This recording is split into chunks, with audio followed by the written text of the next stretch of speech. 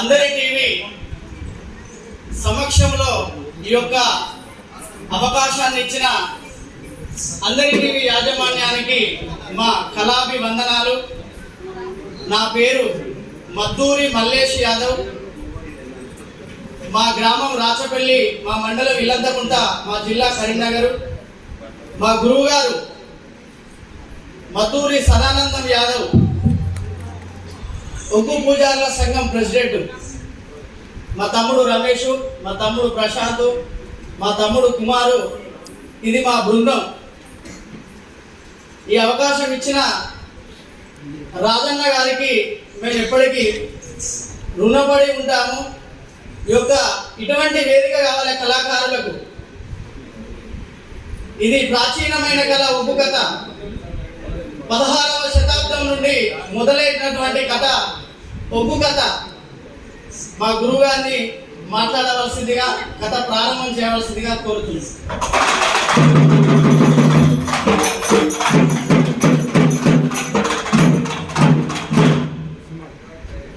అందరి టీవీ యాజమాన్యం ఆధ్వర్యంలో ఈ యొక్క కార్యక్రమానికి విచ్చేసినటువంటి పెద్దలు, కవులు, కళాకారులు అందరికీ మా యొక్క కళాభివందనాలు. ఎందరో మహానుభావులు అందరికీ మరియు ఈ యొక్క యాజమాన్యం వారికి ప్రత్యేకమైన కళాభివందనాలు. మా యొక్క ఈ అవకాశం ఇచ్చినందుకు చాలా సంతోషం, చాలా గర్వపడుచున్నాను. అతి ప్రాచీనమైనది ఈ ఒగ్గు కథ. ఈ ఒగ్గు కథ ఎన్నడో 16వ శతాబ్దం నుంచి ఉన్నదని చెప్పి మా పూర్వీకులు చెప్పినటువంటి మేము ఆస్థాన దుబ్బమల్లికార్జున స్వామి ఒగ్గు పూజారులం.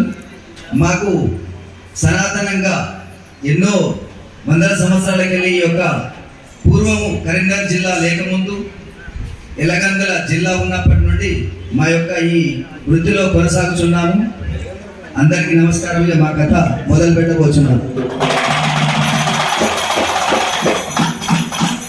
రామ రామనుడు రామాయోధనుడు బాబయ్య మోక్షాన్ని పరమ కళ్యాణి చెమదుర్గవేణి భోజాంబవేణి అల్లమ గోపాని భోనీలవేణి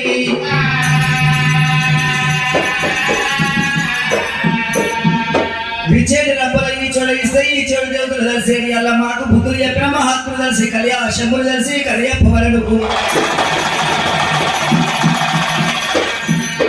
అగో ఐటికి తొలసూడు ఆదుండ వృక్షము, భూమికి తొలసూడు పచ్చని పూరి, తల్లికి తొలసూడు తాగనపదేవి. బిగ్గన దర్శి ఈ చోట నిలిపి కంగన దర్శి గద్దె నిలిపి శారదమ్మ దర్శి ఎత్తి మొక్కి అలనాటి ముచ్చట కొలనాటి కోయిల దేవతల నాటి కళలు మరి ఎట్లా ఉన్నాయమ్మా.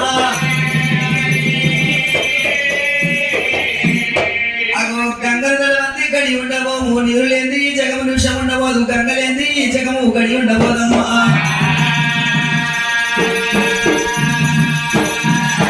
పుల్లల పోసేది గంగ, కూరట్ల పోసేది గంగ, సర్వ చందాలం బాపేది సత్యవీర గంగదేవి.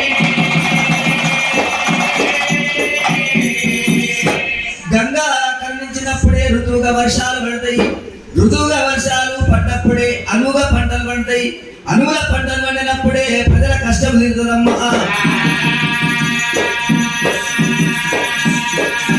అగో గంగా కరుణించకపోయినా, ఋతువుగా వర్షాలు పడకపోయినా, అనువుగా పంటలు పండకపోయినా, ఏ ప్రభు అయినా ఏ అటువంటి ప్రతినిధి అయినా కానీ ప్రజల కష్టం తీర్చకూడమ్మా.